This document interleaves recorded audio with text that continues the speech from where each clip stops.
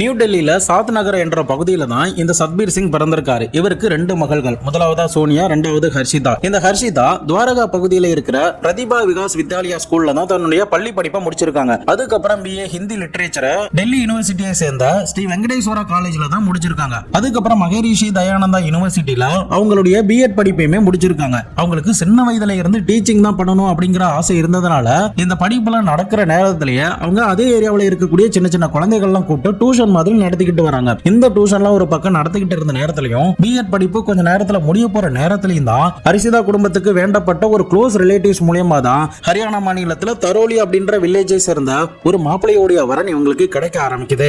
ஹர்ஷிதாவுக்கு teacher ஆகணும் அப்படிங்கிறதுனால அவங்க அந்த டீச்சர் வேலைக்கு உண்டான வேலைகள்ல ட்ரை பண்ணிக்கிட்டு இருந்திருக்காங்க. இதனால லேட்டா மாப்பிள்ளை பாத்துக்கலாம் அப்படின்னு சொல்லிட்டு ஹர்ஷிதா அப்பா ஆரம்பத்துல அதை பத்தி பெருசா கண்டுக்கல. ஆனா க்ளோஸ் ரிலேட்டிவ்ஸ் மூலமா லண்டன் மாப்பிள்ளை கிடைச்சிருக்காரு, லண்டன்ல பெரிய கம்பெனில வேலை பார்த்துக்கிட்டு இருக்காரு அப்படின்ற தகவல் கிடைச்சதுமே அந்த மாப்பிள்ளை பத்தி எந்த ஒரு பேக்ரவுண்டையுமே விசாரிக்காம நல்ல இடம் பெரிய இடம் இதை மிஸ் பண்ணிட வேண்டாம் அப்படின்னு சொல்லிட்டு என்னதான் மாப்பிள்ளை ஒரு வயசு பொண்ணை விட கம்மியா இருந்தாலும் கூட இந்த திருமணத்துக்கு 2 குடும்பத்தார்களும் சம்மதம் தெரிவிக்கிறாங்க. முக்கியமா ஹர்ஷிதாவுடைய அப்பா சம்மதம் தெரிவிக்கிறாரு. சோ ஹர்ஷிதா கிட்டயுமே இதை பத்தி கேட்கவே இல்லை. அப்பா என்ன சொல்றாங்களோ அதே தான் இந்த ஹர்ஷிதாவுக்குங்கிறதுனால அவங்க இதை பத்தி பெருசா கண்டுக்கல.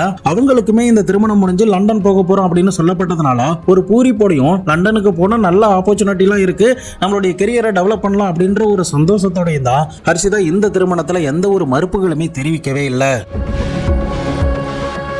இறுதியா 2 குடும்பத்தார்களுமே இந்த மாப்பிள்ளை இல்லாம அந்த நிச்சயத்தை முடிச்சிருக்காங்க.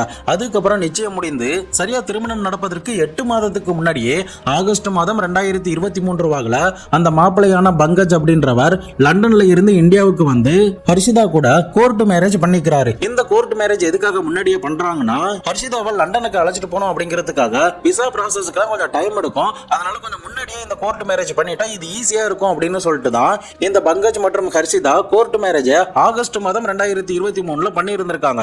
இந்த கோர்ட் மேரேஜ் முடிஞ்சதுக்கு பிறகு உடனடியா பங்கஜ் வந்து லண்டனுக்கு திரும்பி போயிருக்காரு. அதுக்கப்புறம் இந்த குடும்பத்தார்கள் திருமண வேலைகள் எல்லாம் ஈடுபட ஆரம்பிக்கிறாங்க.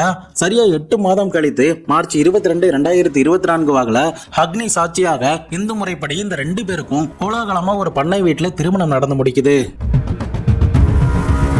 இந்த திருமணம் முடிந்த கையோட தான் சரியா 39வது நாள்ல ஏப்ரல் 30ஆம் தேதி இந்த ஹர்ஷிதாவும் பங்கஜும் மறுபடியும் லண்டனுக்கு போயிருந்திருக்காங்க. யூகேக்கு வந்து இந்த ஹர்ஷிதா நார்த் ஹாம்ப்டன்ஷயர் என்ற பகுதியில் உள்ள கார்பி என்ற இடத்துல தான் பங்கஜ் தங்கி இருக்கிறதுனால அந்த இடத்துக்கு ஹர்ஷிதாவை கூட்டு போயிருந்திருக்காங்க. ஹர்ஷிதா கார்பி பகுதிக்கு வந்ததுக்கு பிறகு பங்கஜ் கூட சேர்ந்து வெளியில சுத்த ஆரம்பிக்கிறாங்க.